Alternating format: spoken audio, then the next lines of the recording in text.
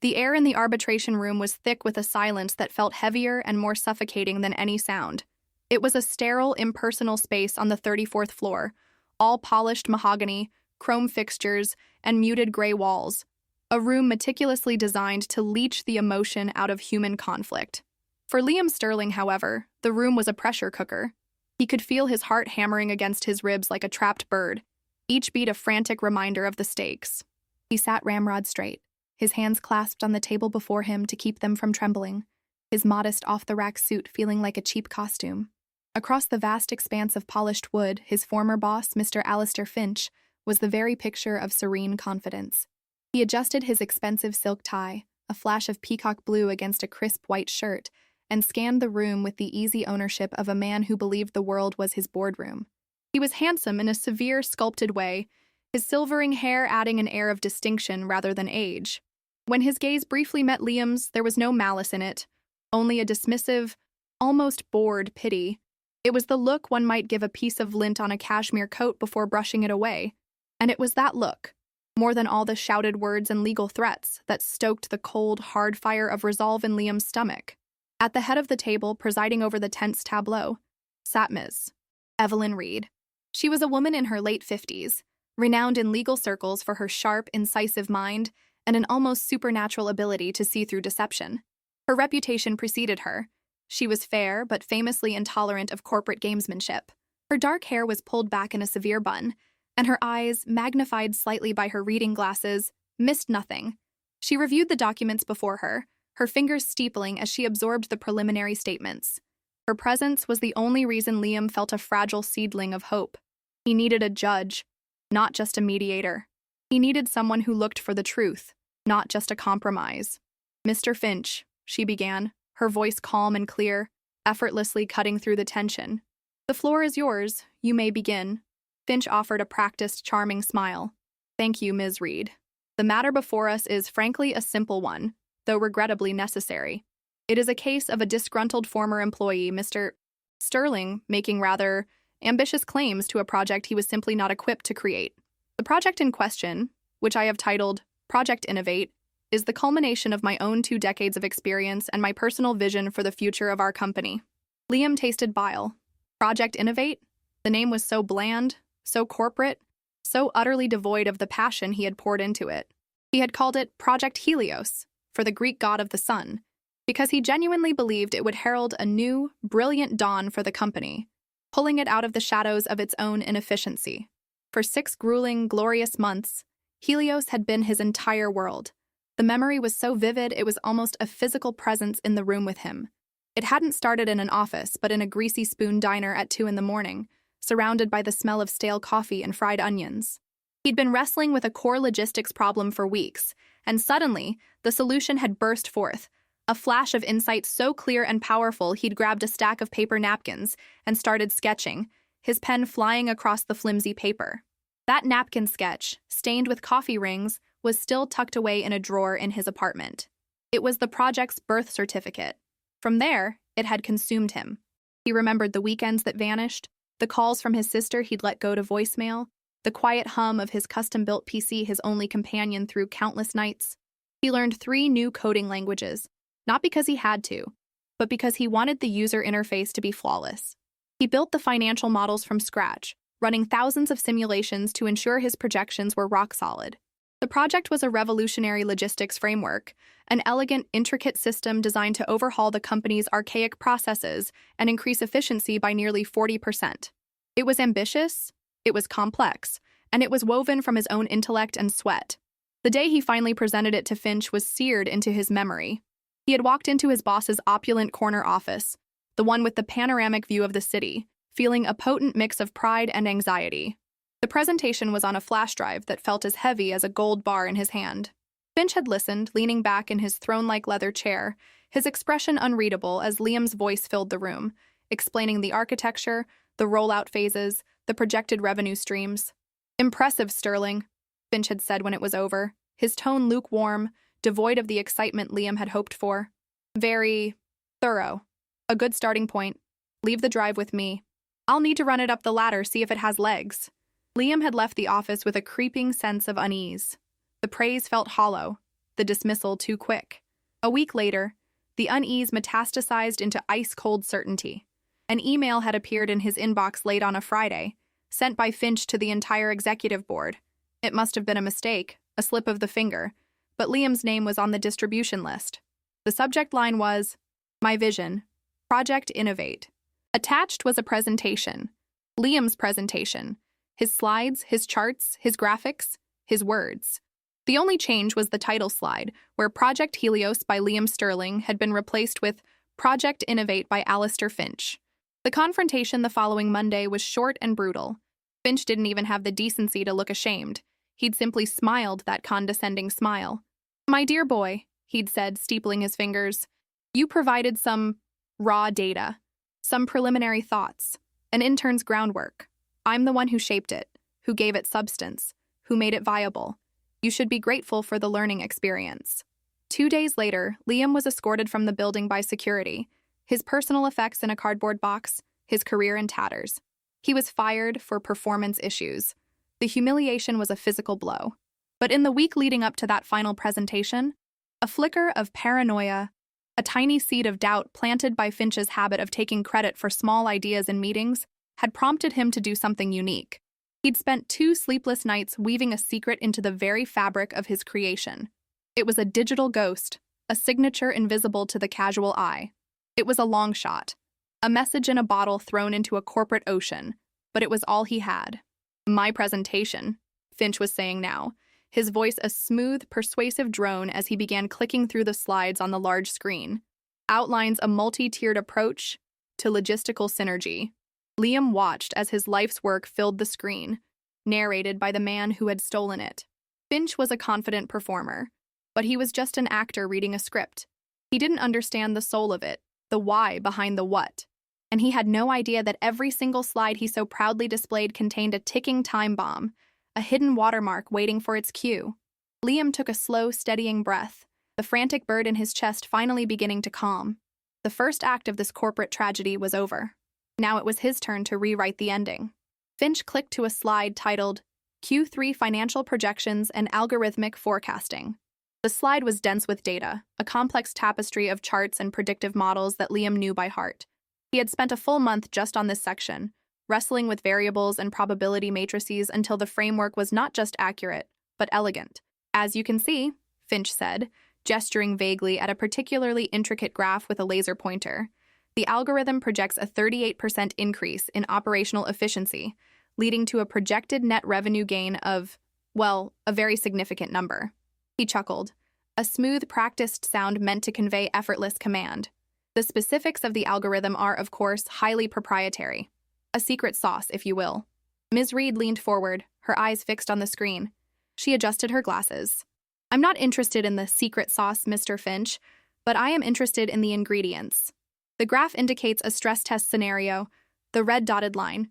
It shows a momentary sharp dip before a dramatic recovery. "Can you explain the parameters of that specific simulation? What external market stressor is the algorithm accounting for here?" It was a simple, direct question. A question anyone who understood the model could answer instantly. The dip represented a simulated catastrophic failure of a central distribution hub, a stress test Liam had designed to prove the system's resilience and automatic rerouting capabilities. A beat of silence hung in the air. Finch's confident smile faltered for the barest fraction of a second. He cleared his throat, the laser pointer wavering slightly. That represents a theoretical market fluctuation. A competitor's aggressive pricing strategy, for instance. The algorithm, in its dynamic state, anticipates and counters such a move, as you can see by the robust recovery. The answer was so wrong, so generic and breathtakingly ignorant, that Liam felt a surge of adrenaline, hot and sharp. It was the moment he had been waiting for. The lie was a crack in the dam of Finch's deception, and Liam was ready to unleash the flood. "Ms. Reed," Liam said, his voice cutting through the room, clear and steady. He was surprised by his own calmness. "Permission to speak?" Reed's gaze shifted to him, her expression unreadable but attentive. Finch shot him a look of pure venom. "The floor is currently mine, Mr. Sterling," Finch snapped. "I believe Mr. Sterling may have a relevant point," Ms. Reed said, her tone leaving no room for argument. She nodded at Liam. "Proceed." "Thank you," Liam said, rising slowly to his feet. He felt a strange sense of detachment, as if he were watching himself in a movie. Mr. Finch cannot explain the parameters of that stress test because he has no idea what they are. He cannot explain the secret sauce because he did not write the recipe. He claims this project is the culmination of his 2 decades of experience. That is false. The project, which I called Helios, is the result of my 6 months of sleepless nights. He did not shape it. He did not give it substance. He stole it. The accusation hung in the air, stark and absolute. Finch erupted. This is an outrage, an absurd, slanderous fantasy from a failed employee looking for a payday. I will not sit here and be subjected to these pathetic insults. Enough, Ms. Reed said. The single word was as effective as a gavel strike. The room fell silent again. She fixed her gaze on Liam, her eyes like steel probes. Mr. Sterling, you have made an extraordinarily serious claim. You are accusing Mr. Finch of fraud and intellectual property theft in a formal arbitration. I hope, for your sake, you have more than just your word to offer as proof. I do, Liam said, his heart beginning to pound again, but this time with anticipation, not fear. I knew this day might come.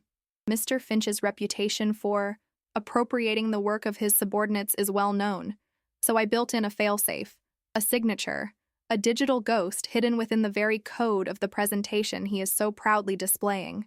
Finch scoffed, a short, ugly sound. A ghost? Are we in a nursery now? He's gone from lies to fairy tales? Liam ignored him, keeping his focus entirely on Ms. Reed. You could call it steganography, a message hidden in plain sight. Every single rasterized image in that presentation, the charts, the decorative graphics, even the company logo on the corner of each slide, contains an invisible layer of metadata, a watermark, my watermark, and I can tell you exactly how to make it appear. A flicker of genuine interest showed in Ms. Reed's eyes. She turned to the silent technician sitting at a small console against the wall. Please come forward. The technician, a young man in a company polo shirt, approached the main table. Mr. Finch, Ms. Reed instructed, please navigate back to the title slide. With a look of profound irritation, Finch clicked back to the first slide. Project Innovate by Alistair Finch. Mr. Sterling, Ms. Reed said, give your instructions. Liam took a deep breath. This was it. Ask the technician to select the main background image of the slide. It looks like a simple blue gradient, but it's a high-resolution PNG file. Once the image is selected, he needs to open the color adjustment tools. The technician's fingers flew across the keyboard. A control panel for the image appeared on the screen. Now, Liam continued, his voice resonating with a quiet authority that silenced the room. Navigate to the color balance filter. There are 3 sliders: cyan, red, magenta, green, and yellow-blue. Set the first slider to +7, the second to 1, and the third to +9. Finch let out another scoff. This is preposterous. These are arbitrary numbers. They're not arbitrary, Liam countered, his eyes locked on the large screen. July 19th, the day I completed the final build of Project Helios. The technician meticulously adjusted the sliders. For a breathless second, nothing changed on the screen. The blue gradient remained a simple blue gradient. A triumphant smirk began to form on Finch's face. And then, it happened. Like a chemical reaction blooming in a petri dish, faint lines began to resolve themselves from the background. Ghostly white and ethereal, text began to materialize from the pixels, weaving itself into the blue gradient. It was faint at first, then sharpened into perfect, undeniable clarity. Across the entire slide, now visible to everyone in the room, was a repeating, elegant script that read, Architect Liam Sterling, Project Helios. Architect Liam Sterling. A collective gasp, soft but audible, came from Finch's 2 junior lawyers sitting behind him. Finch himself stared at the screen, his face draining of all color. The confident, handsome mask dissolved, replaced by a slack-jawed, ashen horror. He looked as if he had just seen a ghost. In a way, he had. Liam's ghost. A ghost in his machine. The silence that followed the revelation was a different kind than the one that had preceded it. It was no longer a silence of tension, but of profound, unadulterated shock. It was a vacuum, sucking all the air and arrogance out of Alistair Finch. The ghostly text, repeating itself like a mantra of truth across the title slide, was an indictment no lawyer could refute. It was evidence written in light, a signature woven into the very fabric of the creation he had so brazenly claimed as his own. Finch's junior lawyers were frozen, their faces a gallery of horror and awe. One had his mouth slightly agape, his pen having fallen from his limp fingers onto the legal pad before him. Another stared at the screen, then at Liam, then back to the screen, as if trying to reconcile two impossible realities. They were looking at the ruins of their client's case, a bonfire of billable hours ignited by a single, elegant command. The technician, for his part, slowly leaned back from his keyboard, a look of pure professional admiration on his face. He had just witnessed not a corporate presentation, but a magic trick of the highest order. Finch himself seemed to have aged a decade in a single minute. The suave, confident titan of industry had vanished, replaced by a hollowed-out man, his face ashen, his eyes wide and fixed on the screen in disbelief. The digital ghost of Liam's name seemed to mock him from the heavens of the presentation slide. He looked from the damning text to Liam, a flicker of raw, uncomprehending hatred in his eyes. This wasn't part of the plan. This wasn't in any playbook. It was Ms. Reed who finally broke the spell.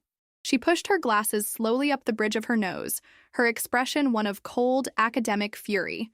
She looked less like a mediator and more like a scientist who had just confirmed a damning hypothesis and found the results to be utterly repugnant. "Mr. Finch," she said, her voice dangerously quiet, each word slicing through the thick silence. "Do you have an explanation for this?" Finch opened his mouth, but only a dry, rasping sound came out. He swallowed hard, his prominent Adam's apple bobbing like a buoy in a storm. This is a trick," he finally managed, his voice a hoarse whisper that was a pathetic echo of his earlier booming confidence. He tried to rally, to grasp for the familiar tools of bluster and intimidation. "It's a sham. He's a hacker. That's what this is. He must have some device, a remote trigger. He's manipulating the file from his seat. This is a high-tech forgery, a digital puppet show." He was gesturing wildly now, his voice rising in pitch and volume, becoming more frantic with every word. "Check his pockets. Check his laptop. This is an attack, an assault on the integrity of this process." Ms. Reed's stare was withering. She didn't raise her voice. She didn't need to. Her quiet intensity was more powerful than Finch's desperate shouting. "A high-tech forgery, Mr. Finch. One he announced the precise methodology for before it was performed. One that relies on a specific, personal set of numbers he provided in advance. A key that he gave us before we even knew there was a lock. Do you find that plausible?" She didn't wait for an answer. She turned her attention back to Liam, who stood silently, a pillar of calm in the hurricane of Finch's collapse, letting the evidence speak for him. "Mr. Sterling, lest there be any doubt, let us confirm the integrity of this feature. Let us have a second demonstration. Please select another slide at random, technician. Mr. Finch, you were so keen to discuss the financials earlier. Let's use that one. The one with the Q3 projections." Finch sputtered. "No, I object. This is a charade. He's prepared this trick for every slide. Then it should be very easy to expose, shouldn't it?" Ms. Reed retorted, her tone like ice. "Technician, the slide, please." The technician, who now looked at Liam with a newfound reverence, quickly navigated to the Q3 projection slide, the one with the complex charts and the red dotted line Finch had so spectacularly failed to explain. The slide was busy, dense with information, a testament to hours of work. "The watermark is embedded in every primary image asset," Liam stated calmly, his voice steady as if teaching a class. "That chart is a high-resolution PNG file created from my dataset. The command is the same. An image is just data, and data can always hold a secret.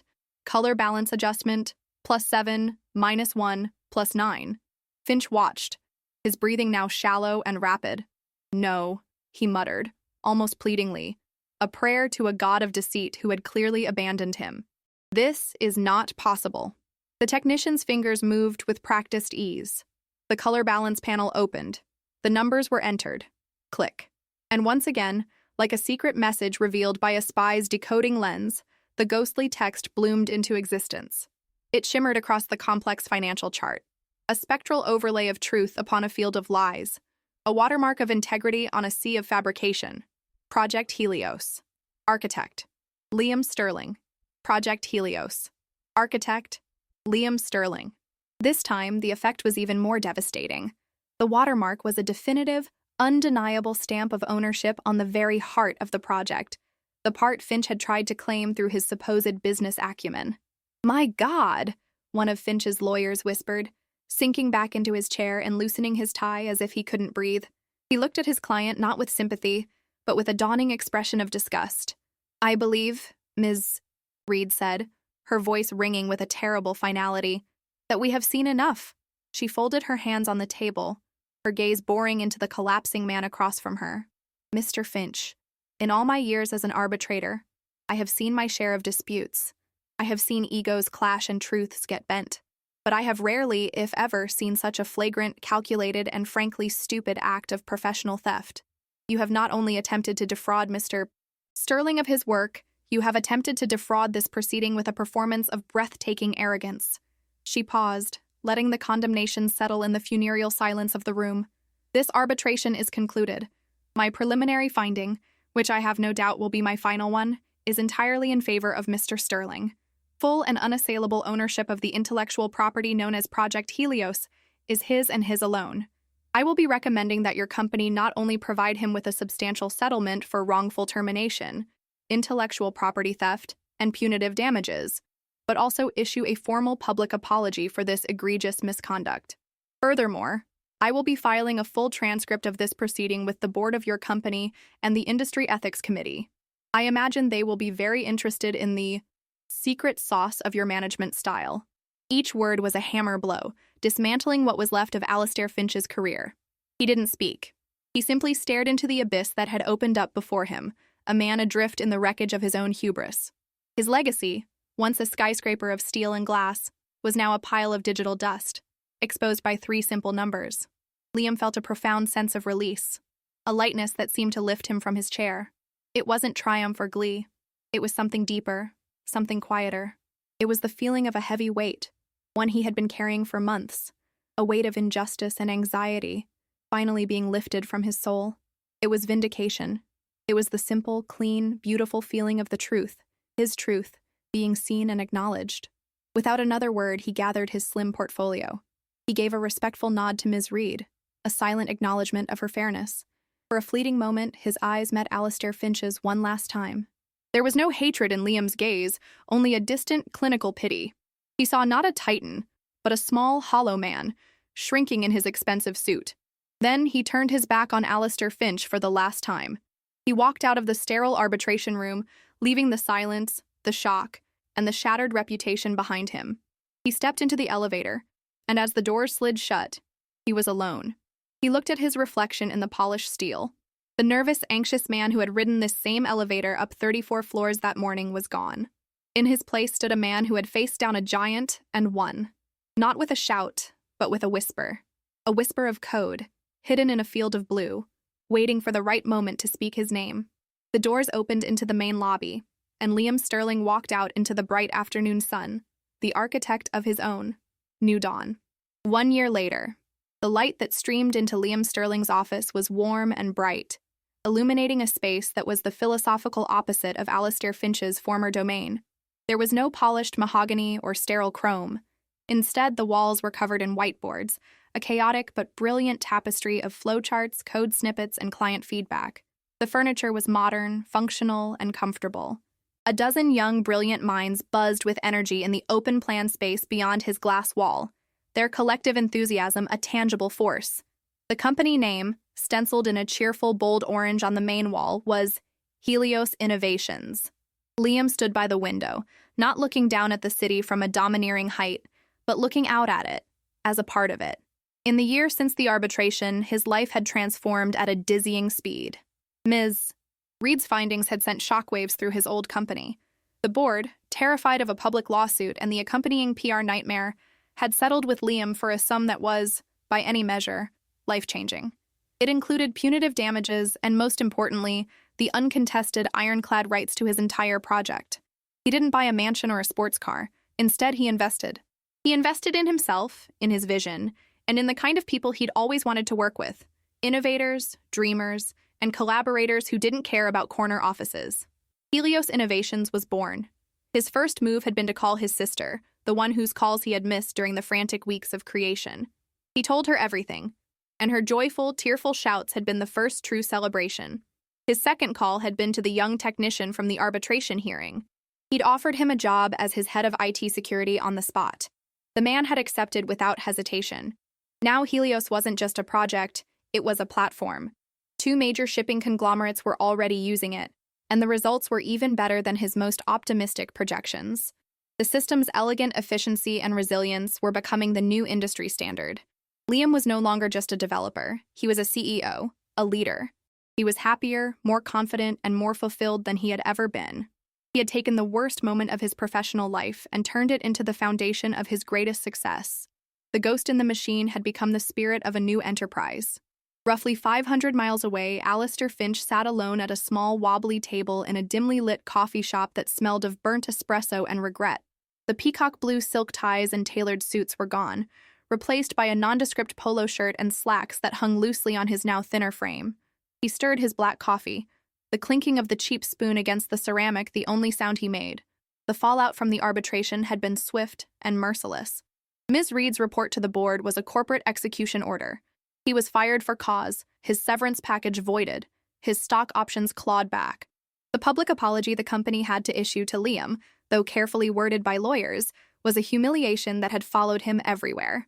His name was now synonymous with fraud. The industry that had once revered him now shunned him. He had tried to find other executive positions, but the story always preceded him. No one wanted to touch the man who had so publicly and foolishly tried to steal a subordinate's work. His professional network had evaporated overnight. Former colleagues who had once laughed at his jokes and solicited his advice now crossed the street to avoid him. He picked up his phone, his thumb hovering over the news app. It was a form of self-torture he couldn't resist. He searched for Helios Innovations again. A new article had just been published. It was a feature on Liam Sterling, hailing him as one of the tech industry's brightest new stars. The article included a photo of Liam standing with his team, smiling, looking energetic and full of purpose. Finch stared at the picture, a bitter, corrosive envy eating away at him. He saw the success that should have been his, the accolades he had craved, the future he had tried to steal. But he hadn't just stolen a project. He had tried to extinguish a light. And in the end, that light had only burned brighter, while he was left in the shadows, a ghost of his former self, haunted by the memory of three simple numbers, +7, -1, +9. He closed his eyes, but the ghostly text from the presentation was still seared onto the back of his eyelids, a permanent watermark on his soul. Project Helios. Architect, Liam Sterling.